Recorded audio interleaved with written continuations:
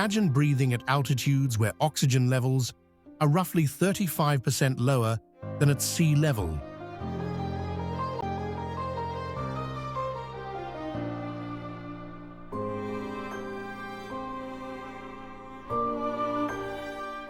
While you stand on the largest and highest plateau on Earth.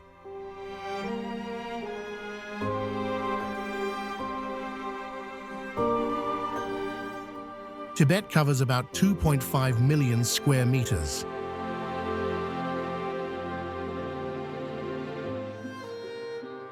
Making it larger than Texas, California, Montana, and Nevada combined.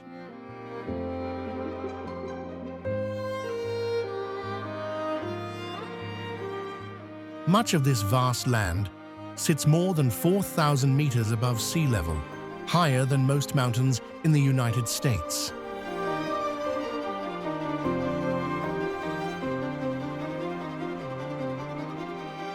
This land is home to the Himalayas, and Tibetans have developed biological adaptations that let them survive the extreme conditions.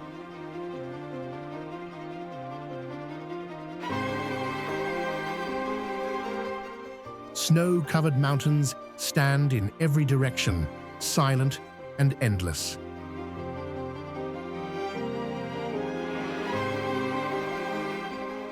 Prayer flags move gently in the wind, while footsteps echo across stone paths that have not changed for generations.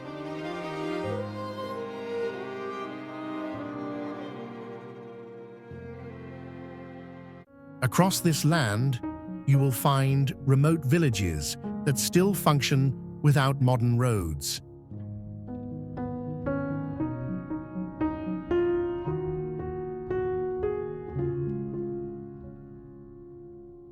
Sacred lakes that locals believe hold spiritual power.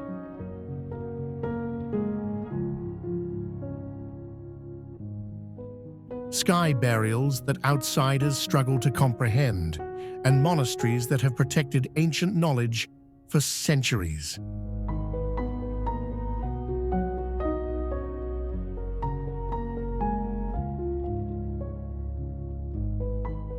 Why do people choose to live at this height, in such a harsh and demanding land?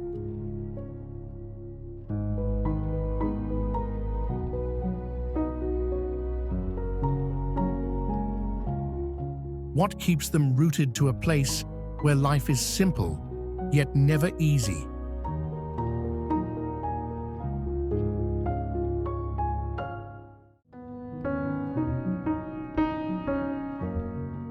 As we travel deeper into Tibet, we begin to see the answer. It is not only about survival.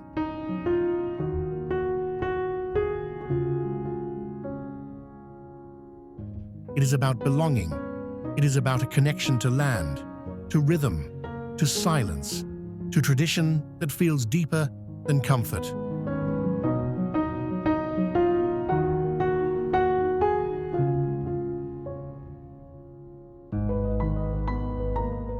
This journey takes you into vast landscapes, timeless cultures, and the peaceful flow of life at the roof of the world.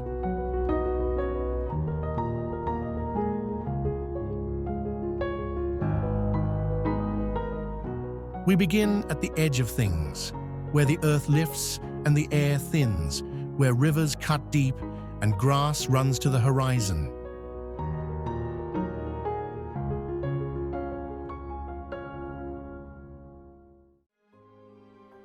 In Amdo and in the northeastern sweep around Chamdo, the world feels larger.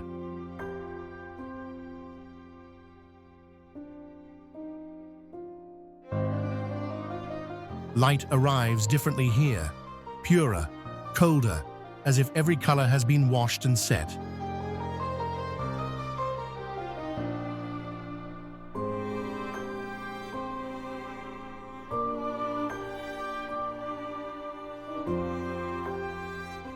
Walk slowly, and the land will speak.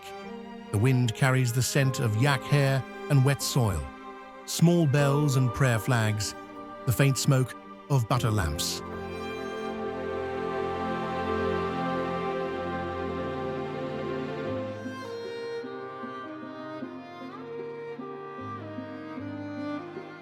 At dawn, the valleys fill with mist that slips between ridges like a quiet river. At dusk, the mountains hold a slow, patient blue.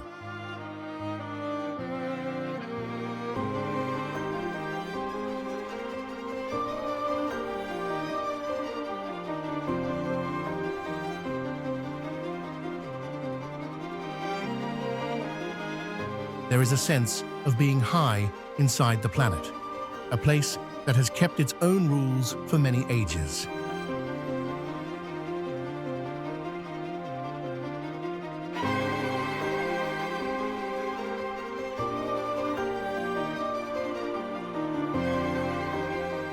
Amdo is not a single, neat map line.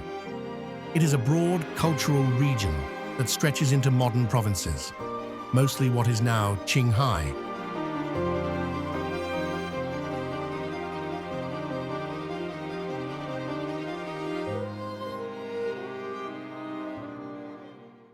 With corners in Gansu and Sichuan, but it is also a way people name where they come from.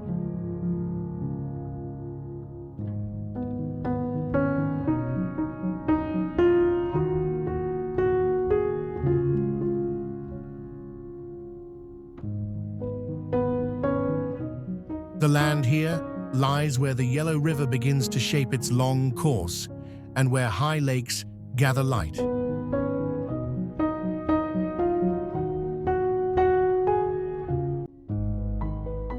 Chamdo, sometimes written Chamdo, sits in the eastern part of that northern arc, a prefecture-level city that opens onto river valleys and steep gorges.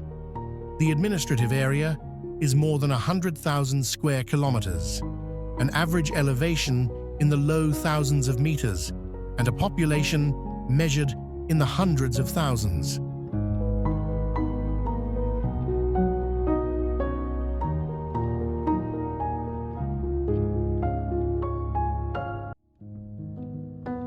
This land supports people who are both settled and always moving. In wide places, you will find tents of woven yak hair, dark and low, tied down against storms. On ridges, there are small stone houses with sloping roofs and piles of mani stones smoothed by touch.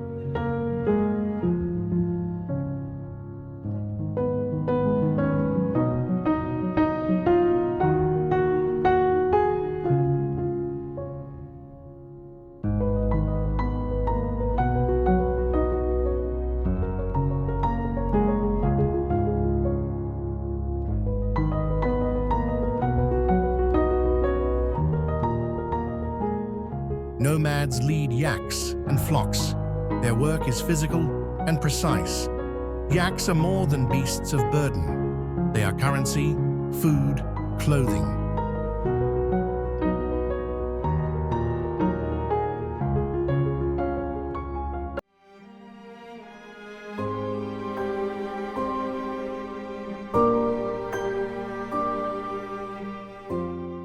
Their milk becomes butter for lamps and tea. Their wool becomes clothing woven against wind. Their dung becomes the slow heat of winter. The plateau's grasslands are among the highest grazing lands on Earth. They hold vast numbers of livestock and support a pastoral way of life that has adapted to thin air and cold nights.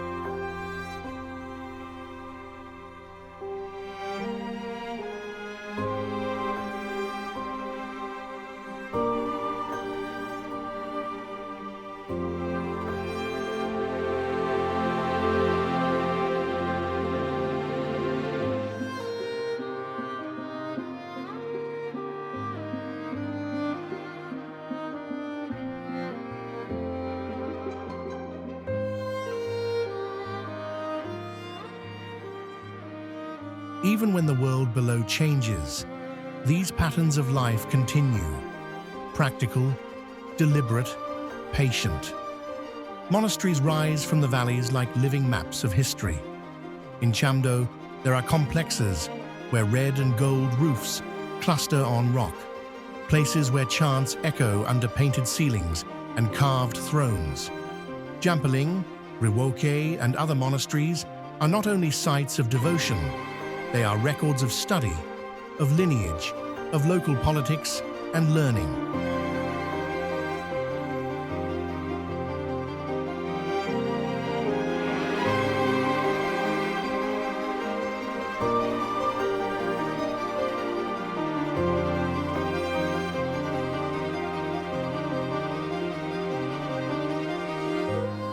In Amdo, more widely, there have been famous centers of scholarship. Kumbum and Labrang once drew students from a vast area, offering medicine, debate, and calendrical study. In quiet corridors, you still find people reading by lamplight and walls painted with teachers from distant centuries. Rituals move slowly and with detail, the rhythm of drums, the long notes of horns, masked dances that retell stories with movement.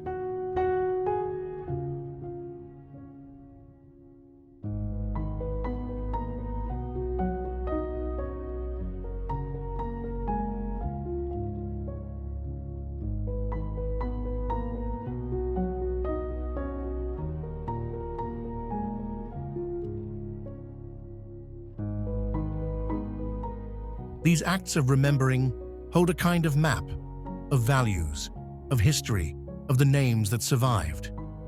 There are older currents too, traces that predate the temples, Bon shrines, and local cults exist on sacred hills. Some places have talismans hidden in caves. In the Chamdo area, Zhezhol Mountain and its monastery keep their own long claims, a history that connects the idea of place to spirit.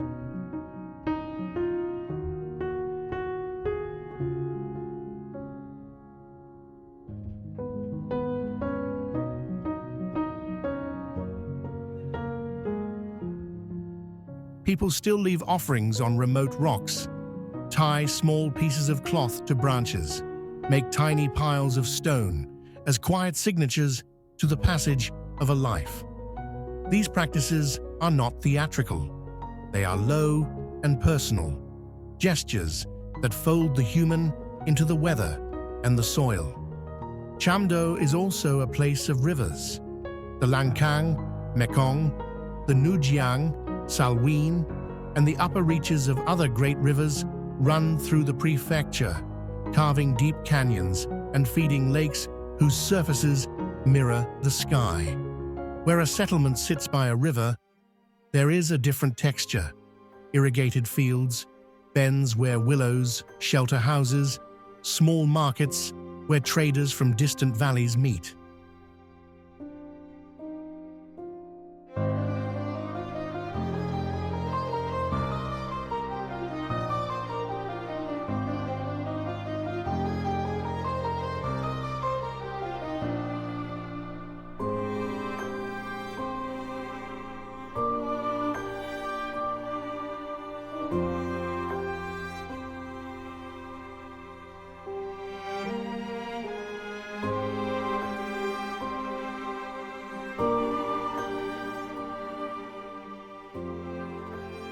The ancient trade routes, a version of the tea-horse road, threaded these places, carrying salt and tea, horses and cloth. Those paths tunneled through mountain passes and linked people whose languages and dress could be very different. The legacy of trade is everywhere, in recipes, in rugs, in the faces of merchants who speak more than one tongue. Language in Amdo is a mirror of complexity. The Amdo Tibetan dialects have their own sound, a rhythm different from Lhasa or Kham. In parts of the region, people have mixed ancestry with Mongol and Qiang groups, creating a layered identity. Locally, people often say where they are from in a way that keeps that specific origin alive, an Amdawa, a Kampa, names that mean more than a line on a map.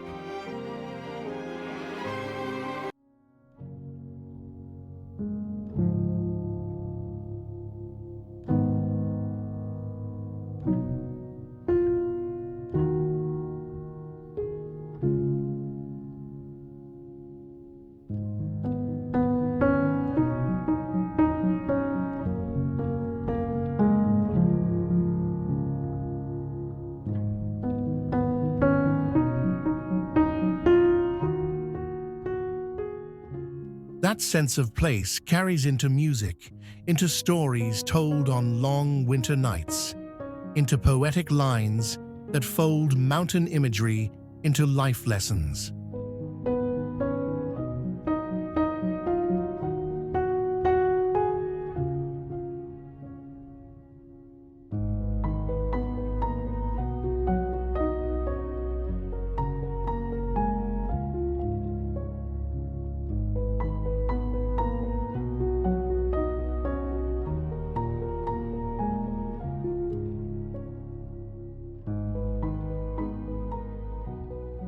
Kham, Nyingchi, on the southeast. Now we move like a slow breath from Chamdo's clear, high sky down and across a different face of Tibet, the eastern sweep known as Kham, where Nyingchi, Lindsay, unfolds into river valleys, forests, and a kind of green that feels almost forbidden on the plateau. The prefecture covers roughly 116,175 square kilometers and holds a population in the low hundreds of thousands, about 238,936 at the 2020 census, spread across high valleys and deep gorges.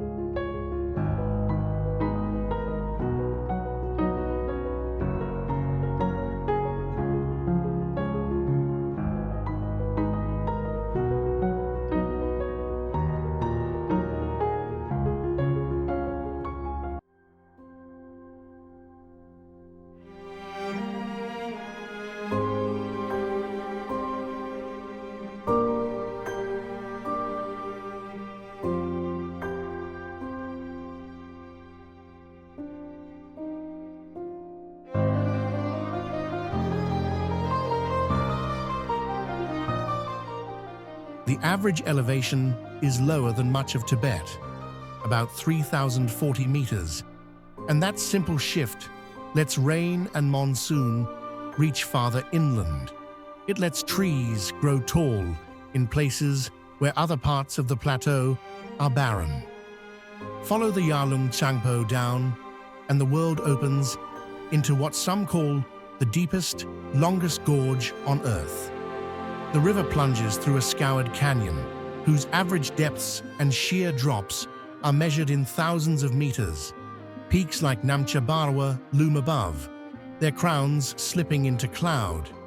Here the climate collapses into variety, from near-tropical valleys at lower elevations to alpine passes that hold snow year-round. That corridor shelters species you would not expect on the Tibetan map.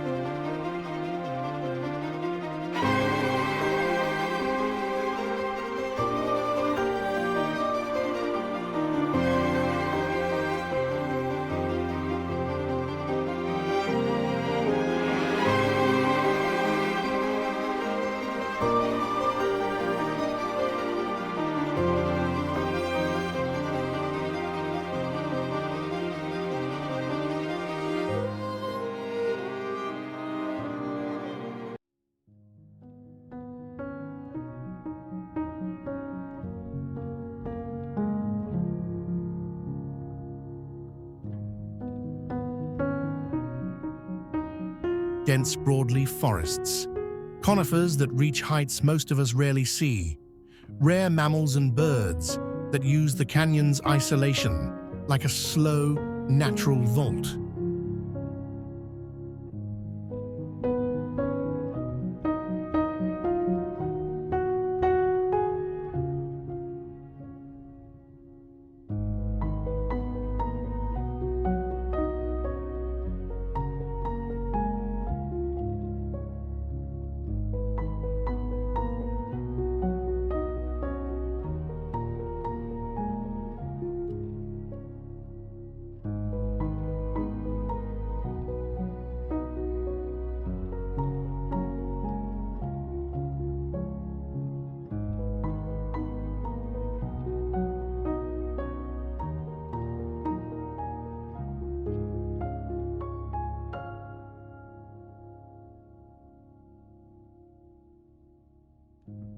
In recent surveys, scientists described trees so tall and old that they rewrite our sense of how tall Asia's living things can be. There is a corner of Nyingchi that feels like a secret kept from maps. Maydog, called Motuo or Pemako by many, drops to valleys where elevations can fall to a few hundred meters above sea level. Pockets of heat and wet air tucked into the mountains. Annual rainfall here can be measured in the thousands of millimeters. Some places receive between 2 and 5 meters of rain each year.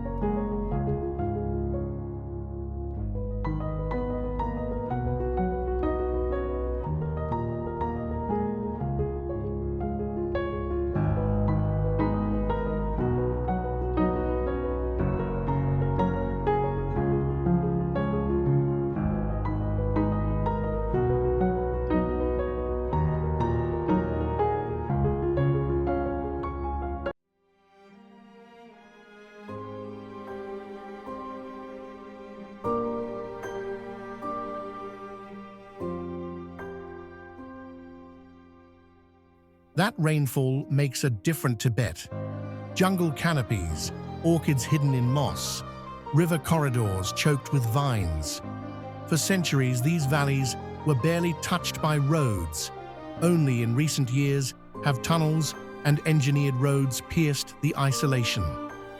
The result is a place where biodiversity and human life come together in a pattern shaped by moisture as much as by altitude. Forests thick with medicinal plants, frogs that sing like a small machinery at dusk, and communities whose crops and customs lean on a climate unlike the dry plateau beyond. To walk through these parts is to feel how spirituality and the land are braided. Monasteries perch on ridges and at river bends, their red and white walls framed by rhododendron and cedar. Pilgrimage here has a different rhythm. Fewer wide-open plains, more narrow trails that force a slow pace and a close attention to each step. Local forms of practice keep old lineages and new adaptations. Rituals reflect both the mountain heights and the humid valleys. In villages, priests and elders still manage calendars for planting and ritual. Prayer flags flutter over terraces of barley and patches of orange corn. These are not only devotional gestures, they are small, practical systems that help communities read weather, disease, and luck.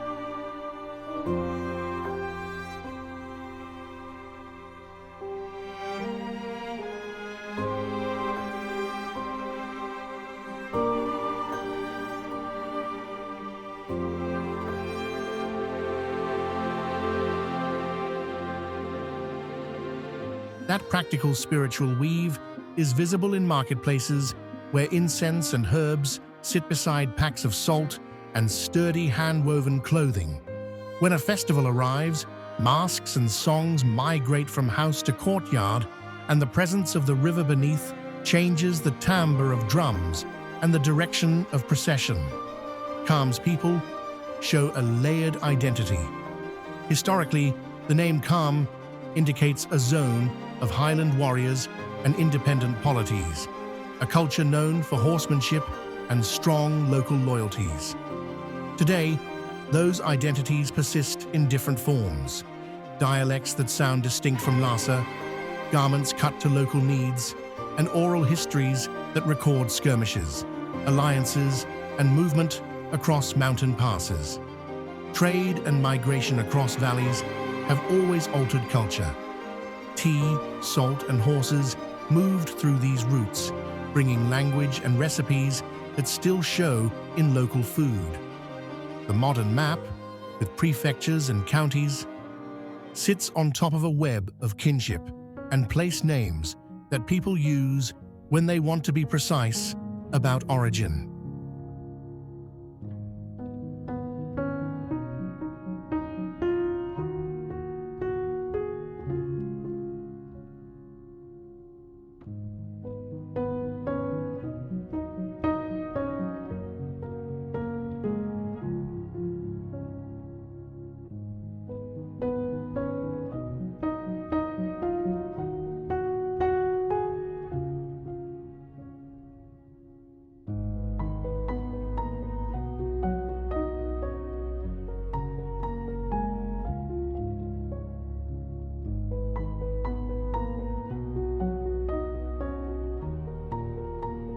Lhasa region in the center. We follow the river down from Nyingchi and find the valley opening into a different kind of sky. Here, at the heart of the plateau, Lhasa sits like a city folded into a bowl. Not a harsh city of glass, but one grown from stone, prayer, and slow human work. Lhasa's basin rests roughly between 3,600 and 3,650 meters above sea level, and, by the 2020 census, the prefecture counted about 867,891 people. The skyline is not formed by towers, but by memory. The Patala rises from a rocky spur, like a stack of white and red books, halls and chapels compressed into a fortress of devotion. It is a listed World Heritage Site and a place where architecture, politics, and devotion meet in one long view. When the light drops in late afternoon, gilded roofs catch it like small flames, and the palace seems to hold time itself. Around the Patala, Bakor Street folds into the Jokang complex. Pilgrims move the same circuits they have walked for centuries, fingers tracing prayer beads, faces turned toward the same images. Walking here feels like moving through layered time. Each step meets a tile worn by years of prayer and trade. The Lhasa River threads the city and gives Lhasa a line of green amid the brown slopes. This river, a left tributary of the Yarlung Tsangpo, measures roughly 450 kilometers in length. It is the main artery that gathers meltwater and runs it past fields, monasteries, and neighborhoods before joining the greater river system. Where it bends, willow and poplar anchor house plots. In older parts of town, irrigation channels still follow patterns laid down by villagers generations ago. The water's sound is part of the city's rhythm, a low, steady note that softens the clack of footfalls and the shouts of market sellers. Lhasa is both a place of public ritual and domestic rituals. Monks debate in courtyards, but in the same blocks, an artisan shapes copper into bowls, and a woman kneads tsampa, the roasted barley flour that is the everyday food of Tibet. In courtyard kitchens, butter lamps keep corners warm, while in markets, stacks of dried herbs share space with packets of modern staples. The economic picture is mixed. tourism, government jobs, small-scale agriculture, and a growing urban service sector shape incomes. The city's growth since 2010 has been steady. The streets near the old town now carry a steady flow of visitors and new businesses. That flow brings money, but it also brings change, new needs, new tastes, and new pressures on old ways. There is a visible seam where modern plans meet long patterns. Norbulinka, the precious garden, lies a little west of the old center, a palace and park that once housed the Dalai Lamas in summer, a place of trees, ponds, and painted pavilions. It reads like a human response to the high plain. Deliberate planting and cooled air, a measured place for ceremony and rest. The city's historic ensemble, Potala, Yokang, Norbulinka, works as a single, living archive. Each building holds records in art, in carved pillars, in the small, careful inscriptions on prayer wheels. These are things you can read like maps if you learn the language of detail. Pigment layers in a mural, the stitch pattern on a monk's robe, the way an altar has been rearranged for a new festival. Lhasa's people are a web of roles. There are families who have lived on the same courtyard for generations. There are monks who have come from other parts of Tibet. There are traders and civil servants who balance tradition with daily work. Language and dress still carry signals, certain collars, certain hats. Even the way a prayer flag is knotted can say where someone's family came from. Festivals are loud and precise. Masked dance, or cham, fills courtyards with movement and narrative. Processions make the city streets slow and crowded for a day. Those days reveal the city in a way ordinary time tends to hide. Slow, deliberate, exact. On ordinary days, these same traditions fold into small acts. Incense lit at dawn. A market haggle settled with a smile. A shepherd pausing to pet a grazing lamb before the city's edge gives way to pasture.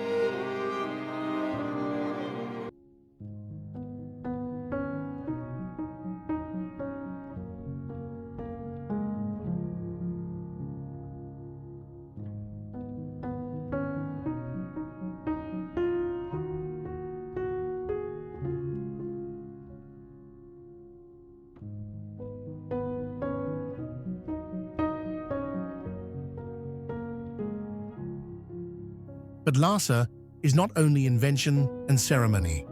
Politics and policy shape how people live in plain ways. Over the last decade, development projects and resettlement policies have altered both rural and urban life across the region. Plans to move populations, build infrastructure, and grow the city are presented as ways to reduce poverty and improve access. At the same time, rights groups and observers report the rapid pace of urban relocation and the social effects that follow. Movement of rural families into urban housing, shifts in work patterns, and strains on cultural continuity. Those processes are part of the city's current story. They appear in the interviews you would record with elders who remember different terrain and in the municipal budgets that fund new roads and services. A camera in Lhasa is a small instrument that must listen as much as it sees. Film the potala at dawn, and you catch the thin mist that settles in the lower alleys.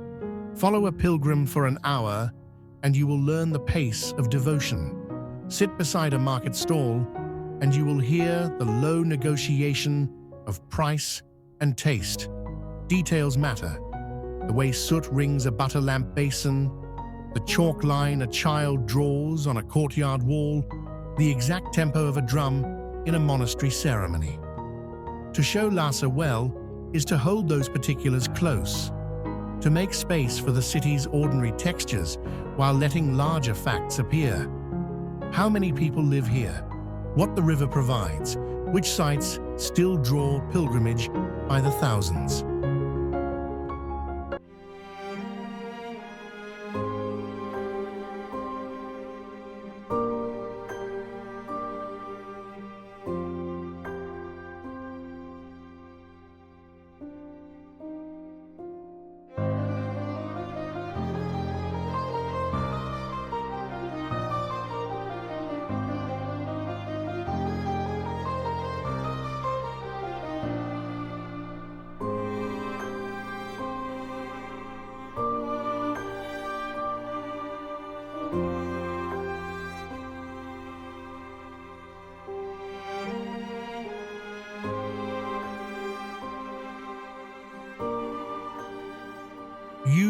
Central and northern Tibet, including Nagqu. We step down from Lhasa's carved memory and keep walking north, where the land opens into a sweep that feels at once raw and slow.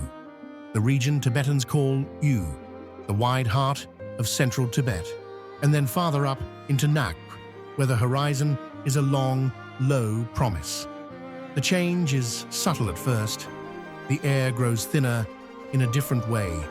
The light takes on a cleaner edge, and the ground underfoot begins to tell a different story. Rock folded into plain, salt lakes laid like dark mirrors, grasslands that move like a sea. Here, the scale of things becomes obvious.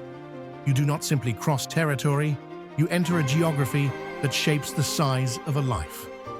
Nagqu is enormous in human terms. The prefecture covers roughly 450,500 square kilometers, an area slightly larger than many European countries, and its towns and hamlets are spread across that vastness. Population densities are a small number on a map. Many counties list fewer than 5 people per square kilometer. Some places fall below 1 person per square kilometer. These numbers matter because they explain how the land stays mostly itself. Human pressure is light in most places, and so the plateau keeps long patterns of grazing, migration, and weather that have guided people here for generations. The plateau here is not a single kind of highland.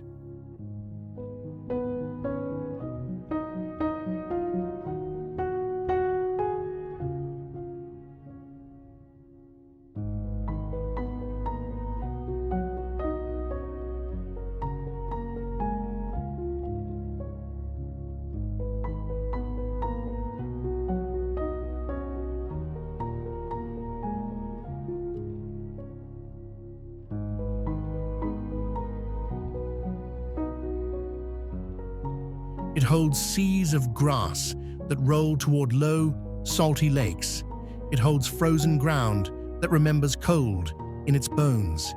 It holds rims where wind scours bare rock, and places where the glacier's slow hand still sculpts. Namtso, the heavenly lake, sits within U's sweep like a held breath.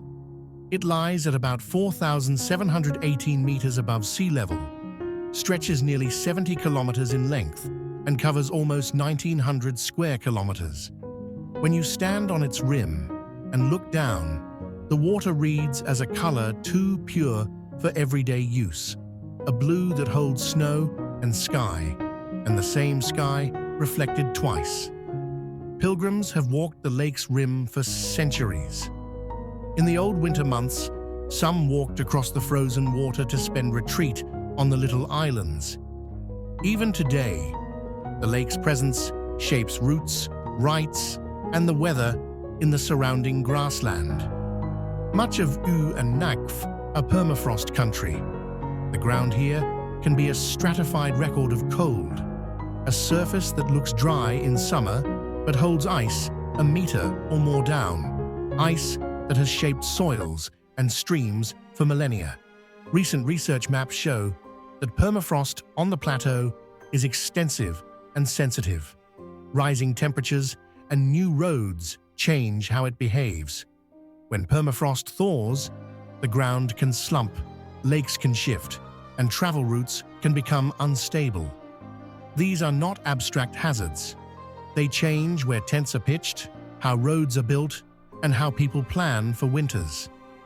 In a region where the ground itself holds memory, these shifts are both geological facts and lived realities for herders and small-town planners. The animal world here moves at a pace that reads like survival poetry. Herds of yak and flocks of sheep and goats are the visible economy. Their migration follows a yearly script. In spring, families move up to summer pastures, where grasses are new and deep. In late autumn, they fold back down into sheltered valleys. The plateau's wild residents are quieter to the camera, but no less present. Kiang, the wild ass, runs in the distance as a pale blur. Tibetan gazelles press like mirages along road edges. Migrant birds beat the long air to roost in marshes and lake edges. The grasslands themselves are under subtle pressure. Satellite studies show changes in cover over recent decades, with variations caused by climate and changes in grazing patterns. That information is part of a larger story: land, climate, and livelihood all moving together.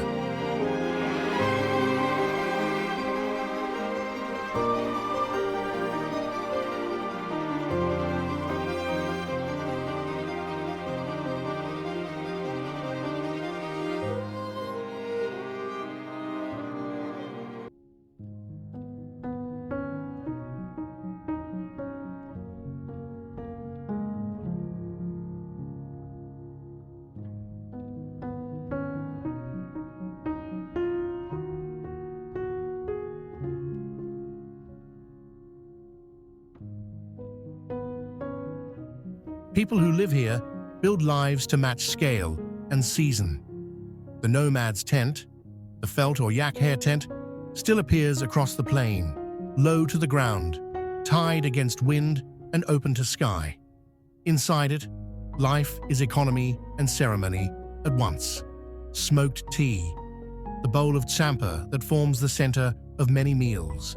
The small shelf where a painted image of a protector sits beside a candle.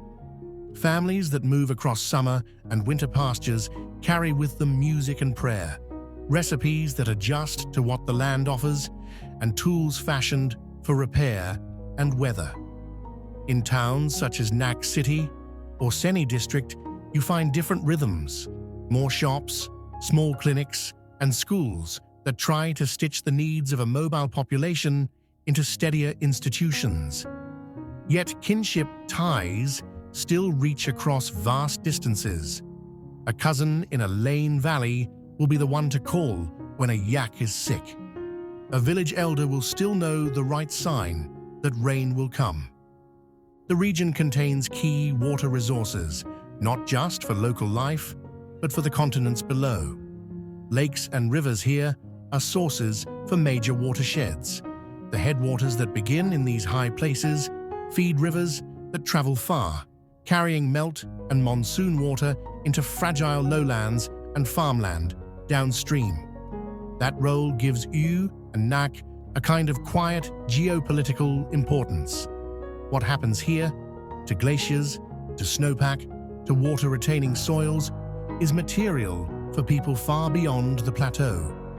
Conservation efforts, hydropower projects, and grazing policy are all shaped by that awareness, sometimes in harmony, sometimes in tension. In certain counties, hydropower stations now provide electricity to tens of thousands of households where none existed 2 or 3 decades ago. These projects change daily routines while also altering river flow and sediment. People of these areas have their own unique, distinct culture, language, religion, and identity that many feel has been suppressed under Chinese rule for decades. The most visible symbol of Tibetan resistance is the Tibetan flag, which is banned in China but still widely displayed by exiles and activists as a sign of national pride and defiance. Since 2009, more than 150 Tibetans, including monks, nuns, and ordinary citizens, have taken their own lives through self-immolation in protest against restrictions on religious freedom, cultural expression, and political rights.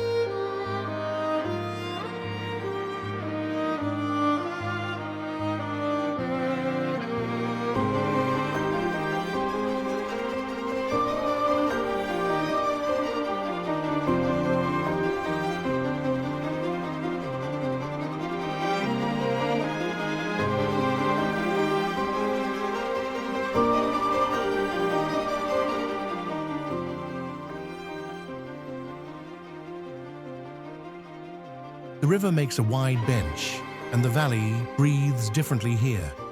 The slope opens like a palm. Where you step, the soil keeps stories of seed and stone, of kings and small hands that plant barley every spring. Lhoka's air is lower than the highest parts of the plateau, but it still sharpens the senses. You feel the sun on a different schedule. Warmer at midday, colder, the instant cloud moves. The region stretches across roughly 79,700 square kilometers and holds a population of about 354,000 people by the 2020 census. The topography sits near an average of 3,700 meters above sea level, which shapes everything from what will grow in a field to how houses are built and where families choose to live. These are the cold facts you carry with you. They set the stage for the living details. Tsetang, called Nedong in local speech, lies in the valley like a human settlement that fit itself to a geography meant for rivers and orchards. The town is roughly 183 kilometers from Lhasa and rests at an altitude closer to 3,100 meters, where the soil is richer and barley gives way to apples and pears in small orchards.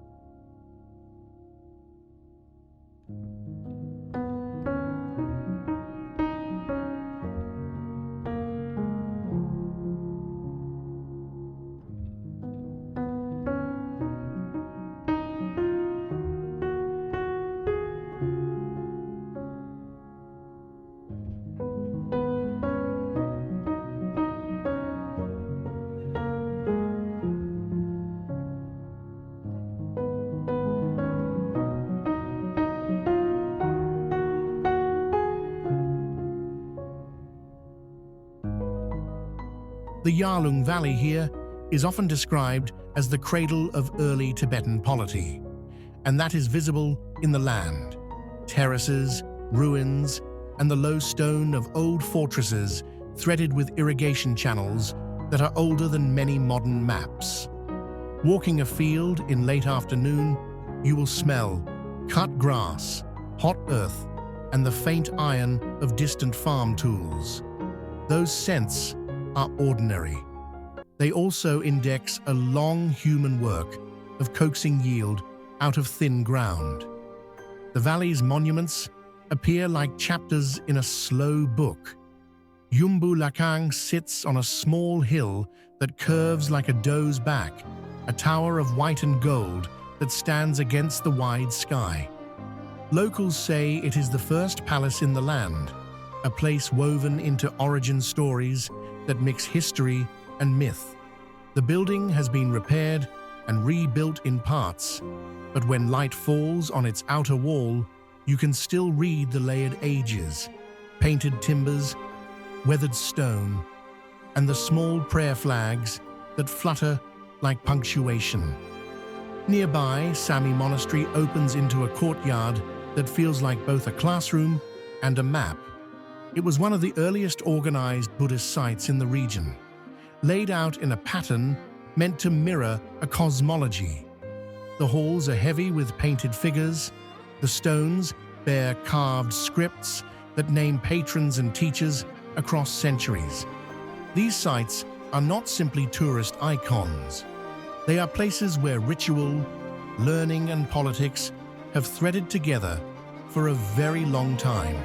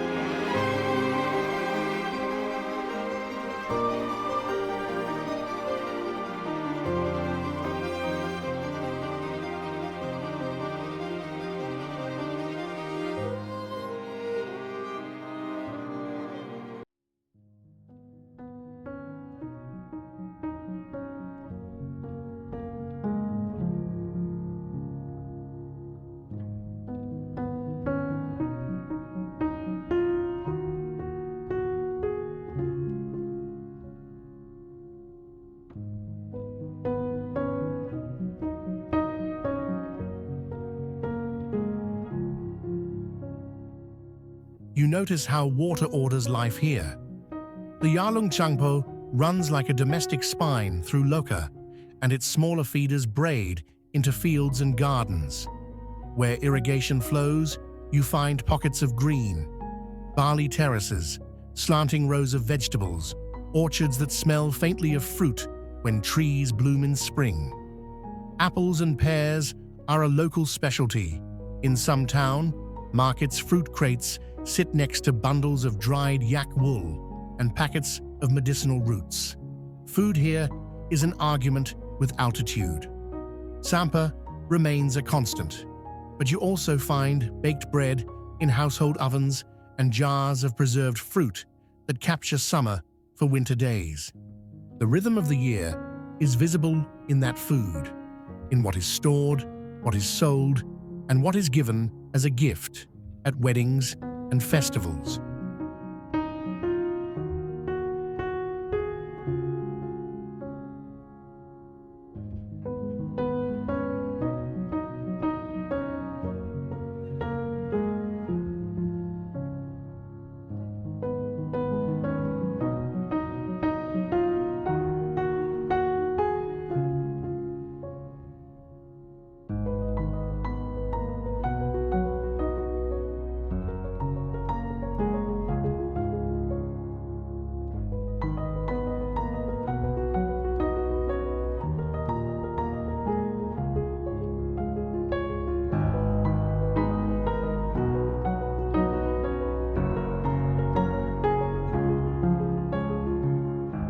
People arrange houses and work around the valley's microclimates.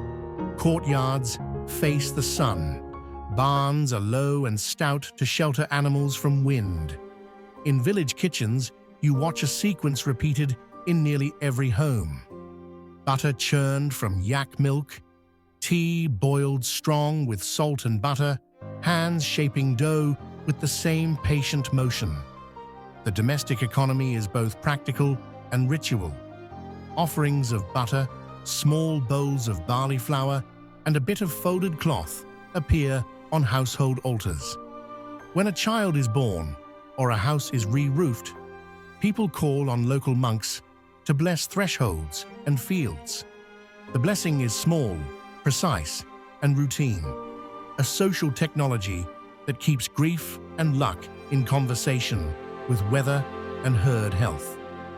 The valley's festivals bring a different sound. Masks and drums arrive, and the old stories take a public form.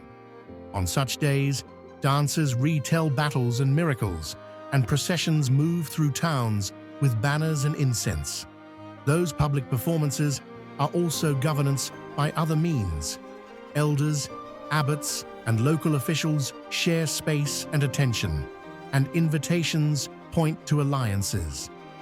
The social order appears in costume and seating, in who carries which banners, and who is called forward to speak. Religion is not apart from politics here. It intersects as ritual authority, as land claims anchored to particular monasteries, and as social memory that keeps certain families and places prominent. This weave matters in practical ways. Land disputes, water rights, and the placement of roads often follow the same old lines.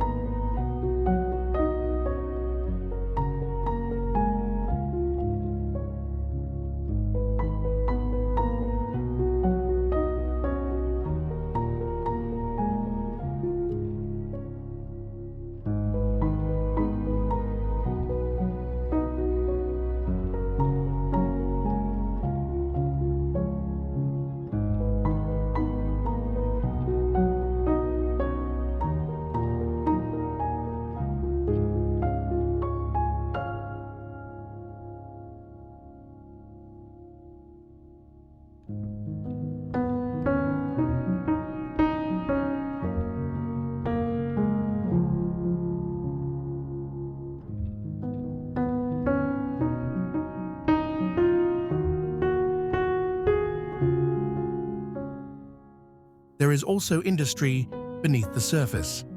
Lhoka's economy mixes small-scale farming and pastoralism with newer sectors, government services, tourism, and light industry tied to local resources. The prefecture-level statistics show GDP measures that point to growing urban services and investments. The careful budgets you will see in municipal reports fund roads, clinics, and school upgrades. At the same time, growth is uneven.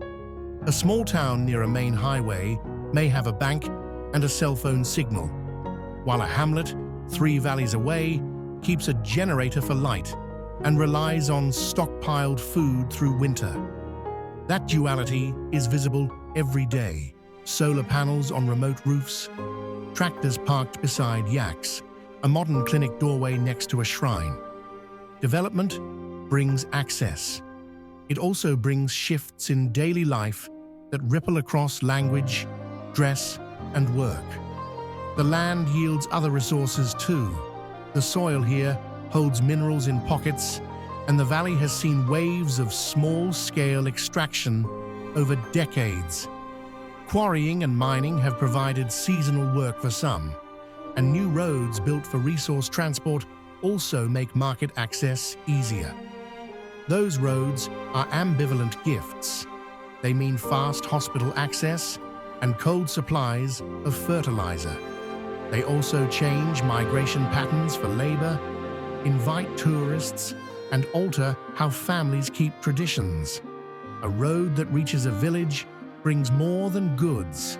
It brings stories, tastes, and an outside clock. For anyone living by seasonal cues, that new clock adjusts the tempo of work and the way young people think about staying or moving.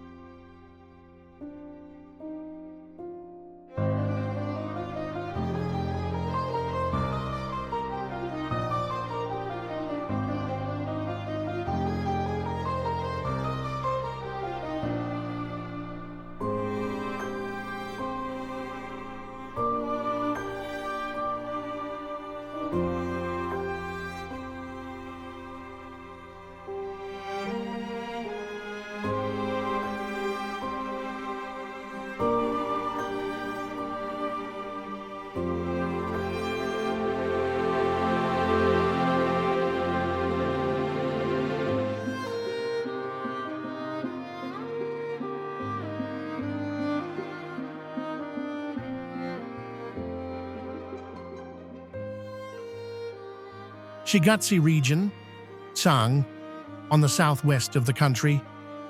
We cross the last terrace of Lhoka and move into a different mood of land, a broad, wind-shaped sweep that holds both high deserts and Himalayan edges. Shigatse, the region often called Tsang, sits where the plateau leans toward the highest mountains. The ground here counts time in stone and glacier, and the people here shape their days to match that counting.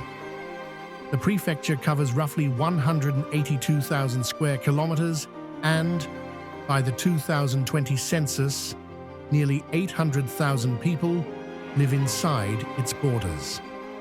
The first thing a camera should look for here is scale that changes fast.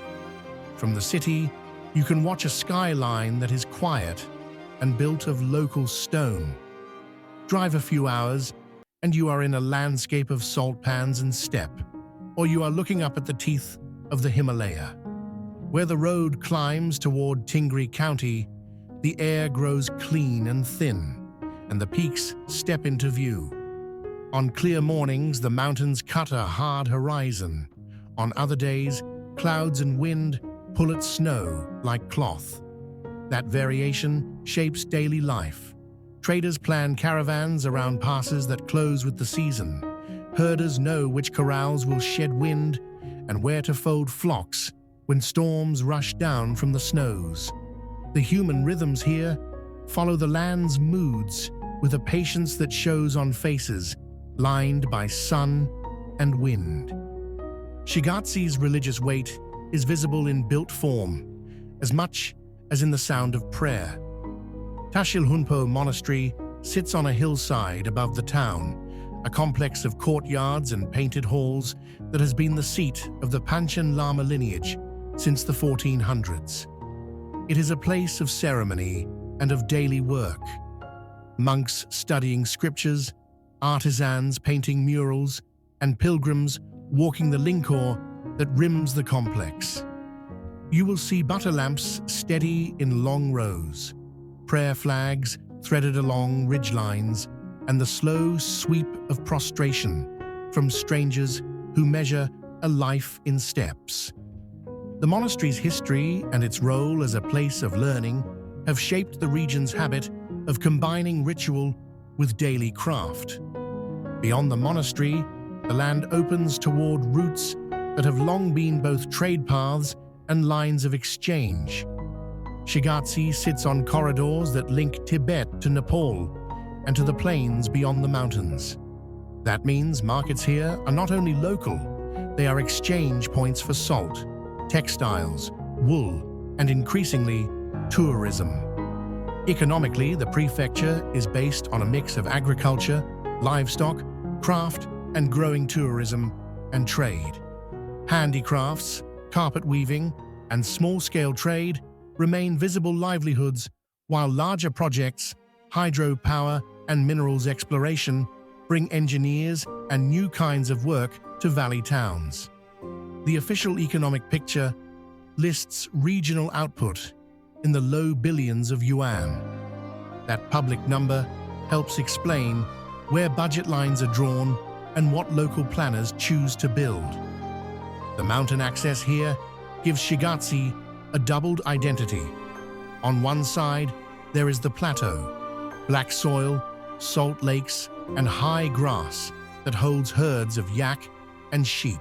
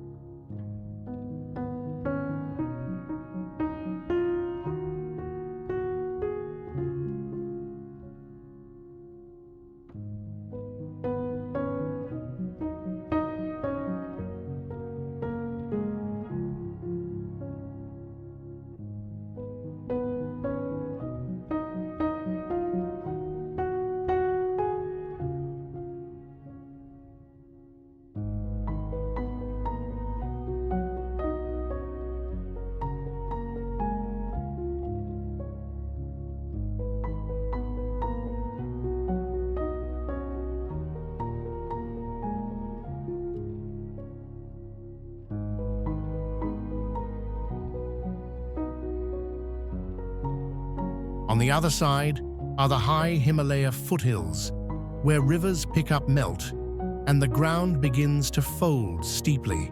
Those rivers feed irrigation that supports small farms in sheltered valleys, and they also cut routes that engineers later turn into highways. Where irrigation reaches, you find terraces and small orchards, apricots, ripening barley, and tidy stacks of dried fruits. Where irrigation ends, the economy leans on livestock, pens of yak, long lines of wool, and families who still follow seasonal migration to find new grass. The contrast is visible in a single day's drive: fields and trees, then grass and salt lakes, then the line of peaks that do not allow much else. Shigatse holds one of the natural features that turns maps into pilgrimage and film: the northern approaches to the highest mountains on Earth. Ngari leads toward Komalangma, Mount Everest, and its northern slopes and base camp sit in the prefecture. The approach is a series of smaller settlements and high passes where the air turns extremely thin and weather can change with little warning. For people who live here, there is a layered relationship to the peaks: reverence and resource, livelihood and risk. Climbers and trekking groups bring income. They also change local markets and the pattern of passage through valleys that used to see only seasonal caravans. The area around Everest also emphasizes the region's seismic and climatological exposure. Storms and avalanches are real hazards here and are part of the planning that shapes local life.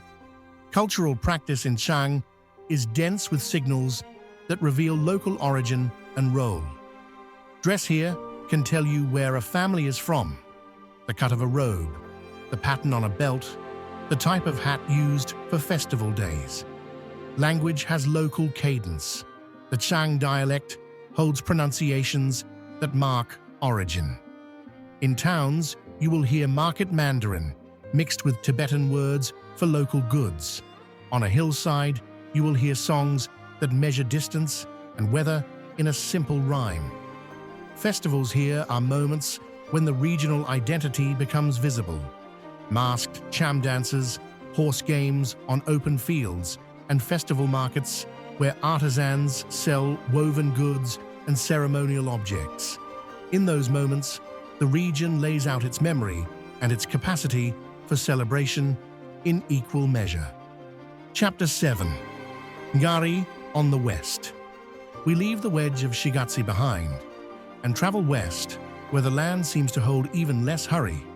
Ngari arrives slowly, a long stretch of high desert, salt flats, scattered lakes, and the hard, folded line of the Trans-Himalaya.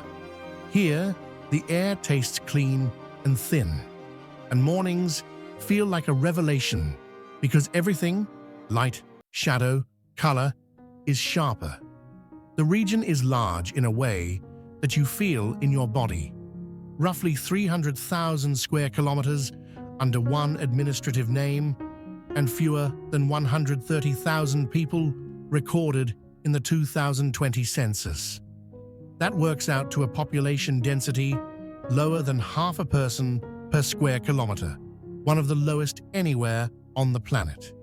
Ngari's bones are granite and salt and old rivers. Drive across a plain and you will see rooms of red rock and clay. The Zander clay forest rises like a fossilized city, and farther on, you will meet broad pans of white salt that glint like small seas. Scattered across this wide room are lakes that break the desert's sameness with color and mirror. Manasarovar sits at an elevation above 4,500 meters and reads as a deep, clean blue when the sky is empty. At its shore, pilgrims move in thin lines, their bright prayer flags and robes stitched into the horizon. Near the lake, the peaks stand in patient rows. Mount Kailash rises out of that circle with a silhouette that pilgrims call sacred in several faiths. Its crown reaches 6,638 meters, and it is a mountain that many come to circle on foot, because the act of walking its base is both practice and claim, a way of mapping devotion into the land itself. Daily life in Ngari is measured against extremes. Winters bring long nights and a wind that seems to polish every surface. Summers open a short season when herds move to high pastures and tents bloom across the plain. The pastoral economy centers on yak, sheep, and goats, animals that are both wealth and wardrobe. Yak products feed kitchens and fuel lamps. Wool and hides become clothing that is built to last.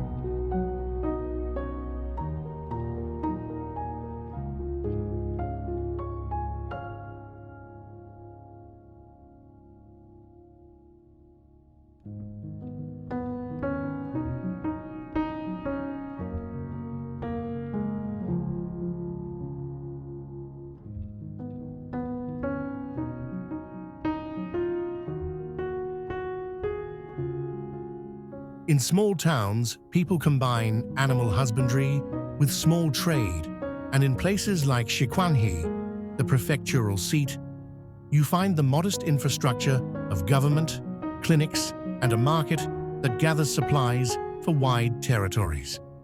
Roads reach farther than they once did, shortening journeys that used to take weeks. Yet even the paved stretches can be brittle in the face of weather. A single washout can turn a road into a memory and cut off a cluster of hamlets for days. Water is a quiet currency here. Lakes and melt streams feed the ground in ways that determine where tents pitch and where orchards can be tried. Manasarovar is both sacred symbol and practical reservoir. Its high, clean water supports seasonal bird life, fishermen's small catches, and the rituals of pilgrims. Around other lakes, salt pans and brackish pools tell a different story. There are places where water is too mineral for much to grow, and there the land keeps its own rules. For anyone making plans, villagers, engineers, documentary crews, knowing which lake provides what becomes essential. These are not abstract facts, but the basis for where people plant, where they keep herds, and where they find medicine-bearing herbs that sprout in cracks and at stream edges.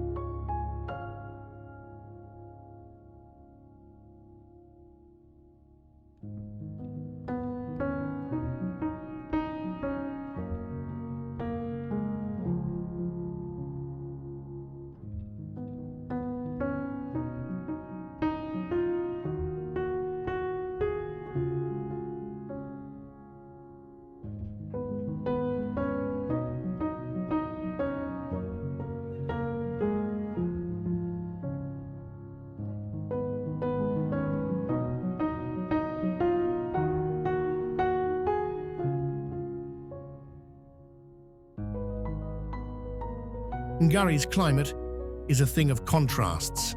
Thin air, intense sun by day, bitter cold at night, and very low rainfall. Many places register only a few tens of millimeters of precipitation annually.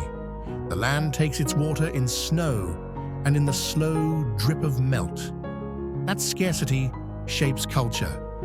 You will see many walls, low piles of prayer stones, at vantage points where people ask for safe water or a good crossing. You will see small terraces and irrigation channels cut with care, because every channel changes a family's harvest. That care gives the landscape an ordered, patient look. People here live with weather that will not be domesticated easily. They read it like a language and plan their years by its grammar. Spirit in Ngari has many forms. The mountain and the lakes are sacred in Buddhist, Bon, and Hindu traditions. Pilgrims of different faiths come to circle Kailash or to bathe in Manasarovar's clear water. The act of Kora, the circuit around a mountain or lake, becomes a way to reorder time and to make the body itself a chronicle of faith.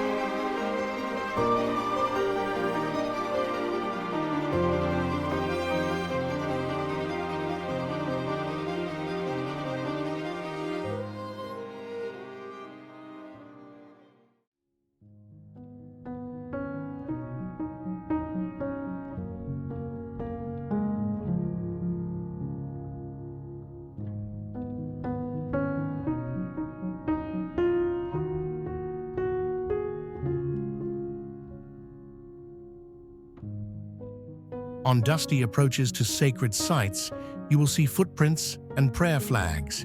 You will hear chants that carry across the plain, and you will meet elders who time their year by the cycles of pilgrimage. Those rituals are not only devotional, they structure social life.